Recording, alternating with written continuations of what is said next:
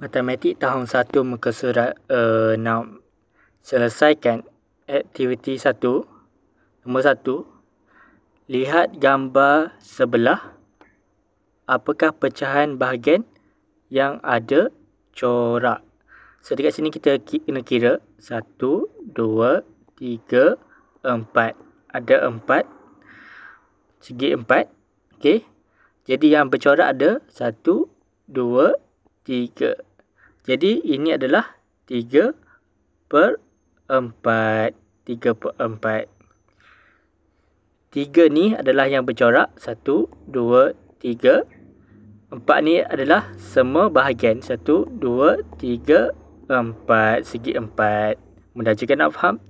Soalan kedua. Ravi beri satu bahagian tembikai kepada jiran seperti dalam gambar. Nyatakan pecahan tembikai itu. 1, 2. Ada 2 bahagian. Di mana 1/2 tambah 1/2 sama dengan 2/2. 2/2 ni adalah keseluruhan. Ada 2 timun. 1, 2. 2 bahagian. Yang 2 ni, yang 2 bawah ni adalah 2 bahagian. 1, 2. 1/2 ni adalah 1. 2 ni adalah 1, 2. Okey. 1 tambah 1 sama dengan 2. Yang bawah 2 ni bermaksud ada 2 bahagian.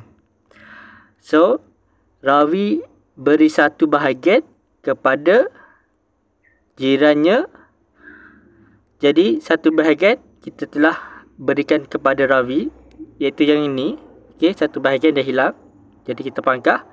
Tinggal lagi 1/2. Jadi jawapannya adalah 1/2.